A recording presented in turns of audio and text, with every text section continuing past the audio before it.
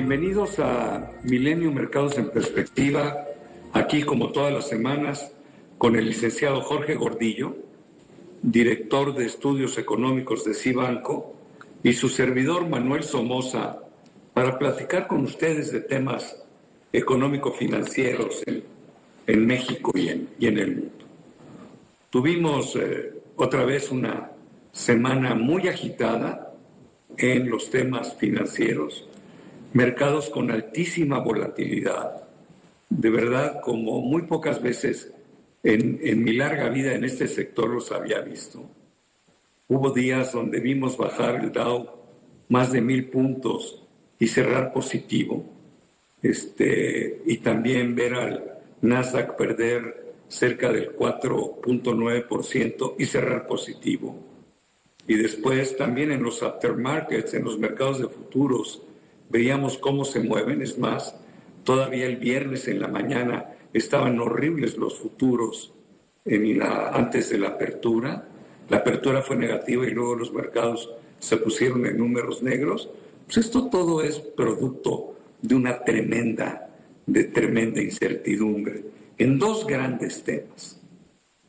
Uno es qué va a hacer la Fed. Vamos a platicar de ello, porque yo creo, bueno, por lo menos para mí es una opinión personal, el comunicado de la Reserva Federal no gustó a los mercados. A mí no me gustó.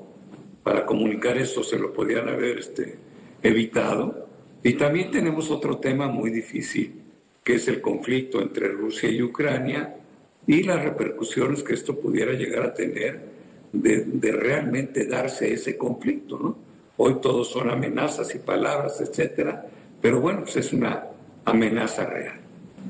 Los mercados en esta tónica, los bursátiles, tuvieron muy mala semana. Japón perdió casi el 3%, Shanghái el 4,5%, la bolsa china. Recordemos, la semana pasada fueron las mejores libradas. Sin embargo, en esta semana los mercados asiáticos son los peores. Europa estuvo abajo también 2.3%, el Dow 1.1%, el Standard & Poor's perdió 2%, Nasdaq perdió 3%, estuvieron más moderadas las bajas en Estados Unidos. La Bolsa Mexicana de Valores también fue perdedora con 2.69%, y luego sucedió lo contrario en las monedas. El dólar se fortalece y vemos al yen perder 1.4%, al euro perder 1.76% y a nuestra moneda perder 1.9% en apenas 5 días. O sea, de ese tamaño ha estado la volatilidad. Ahora, antes de entrar a los dos temas principales que tenemos, que es el comunicado de la Fed, el tema del conflicto de Ucrania y Rusia y alguna información interesante sobre México, yo lo que diría es que creo que todo esto ha sido un ajuste severo de mercados que vienen de utilidades muy importantes, no solo en el 2021, sino también en el 20, y esto, bueno, pues dio pretexto para que hubiera toma de utilidades, pero además la incertidumbre es real. Pero lo que nos debe de confortar es que yo creo que los fundamentales, por lo menos en las economías desarrolladas, me estoy refiriendo a Estados Unidos y Europa, los fundamentales ahí están. Salió el crecimiento de Estados Unidos en el cuarto trimestre, 6.9%, de ese tamaño es la fuerza de esa economía, y por todo el año un crecimiento del 5.8%. Y también vemos los cierres de las utilidades de las empresas al mes de diciembre durante todo el ejercicio 21, donde de lo que ha salido de las 500 empresas del Standard & Poor's han reportado alrededor del 75%, y todas han reportado, bueno, todas no, el 70% ha reportado por encima de lo estimado. Aún en el sector tecnológico, que ha sido tan castigado, bueno, pues emblemáticas empresas como Apple y Microsoft batieron todos los récords, ¿no? Entonces, digo, ahí están los fundamentales, ¿no? Y en eso es lo que me da la esperanza a mí para ser moderadamente optimista en cuanto al futuro de la industria bursátil en los países desarrollados y también en algunos países en desarrollo como México. Pero con esto termino. Y yo le pediría al licenciado Gordillo que entráramos al tema más importante. Es, a ver, ¿cómo viste, Jorge, el comunicado de la Fed? ¿Qué dijo y qué no dijo? ¿Por qué no gustó? Gracias, Manuel. Sí, efectivamente. Muy interesante esto porque hemos estado hablando mucho de la inflación y la inflación sigue superando todo tipo de pronósticos y nos sigue generando mucha preocupación. Las autoridades se notan cada vez más preocupadas sobre cómo manejar una inflación que no veíamos o que no habíamos controlado por más de 20 años.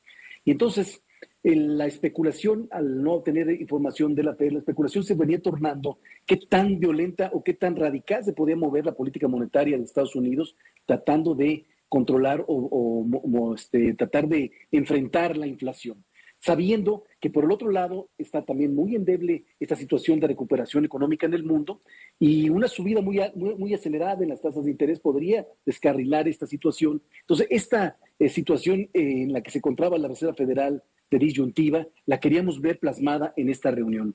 El comunicado fue muy escueto, entonces hasta ahí, normalmente lo que quisiéramos escuchar todos es que la autoridad monetaria nos diera la tranquilidad y la seguridad de que va a atacar la inflación, que va a estar no va a buscar descarrilar la economía norteamericana, pero sobre todo explícanos qué significa en los aumentos en la tasa de interés, con que nos hubiera dicho no va a pasar nada si aumenta tasas de interés, porque es un rango corto, es suficiente para que el mercado estuviera tranquilo, porque el mercado en general no entiende muy bien, lo único que escucha es a todos los analistas que dicen va a subir, pero no entiende muy bien el efecto que tiene sobre su empresa, sobre su negocio.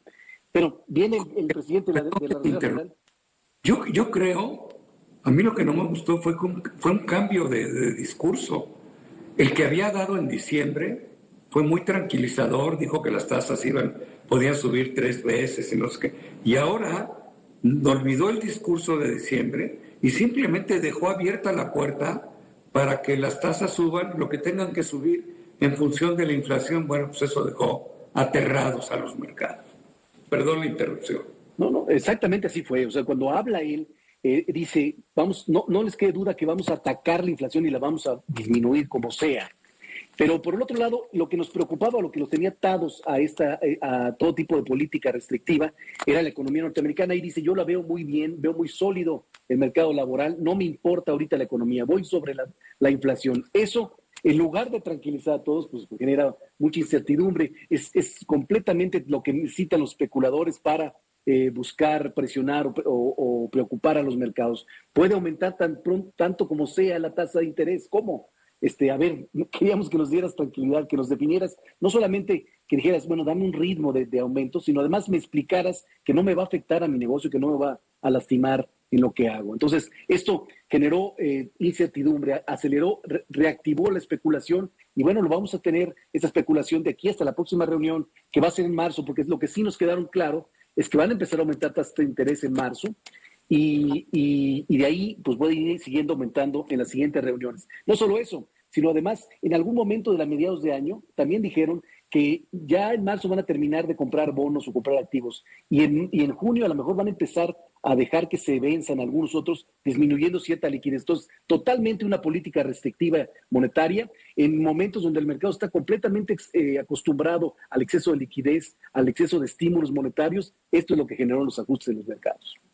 Yo me quedo tranquilo con el cierre de la semana al ver que en ciertos precios hay una enorme cantidad de compradores.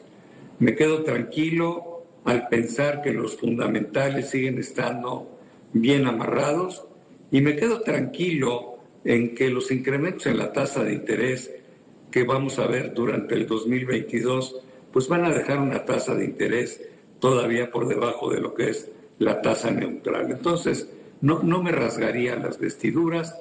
Creo que este es un tema de paciencia. Capítulos como este ya los hemos visto muchas veces en la historia financiera de Estados Unidos y del mundo. Y finalmente, como digo yo, los datos son los que nos van a decir qué es lo que pasa. La misma inflación, bueno, seguramente el próximo numerito que veamos va a ser mayor al anterior, pero bueno, ya todos sabemos que al inicio del año la inflación iba a seguir subiendo un poco y empezará a declinar después del mes de marzo. Esa es la expectativa que tengo.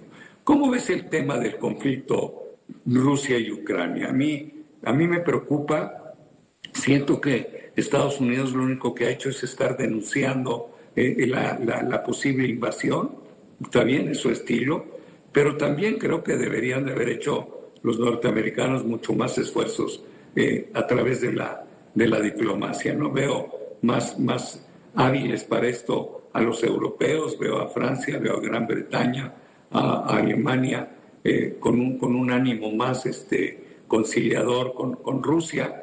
Y al final, bueno, pues también no defiendo a Putin, me parece que es un hombre horrible, abominable, temible, pero bueno, pues igual que Estados Unidos nunca aceptó que le pusieran misiles en Cuba, bueno, pues Rusia no va a aceptar que Ucrania entre a la OTAN y le pongan bases de la OTAN a unos cuantos metros de su frontera, ¿no?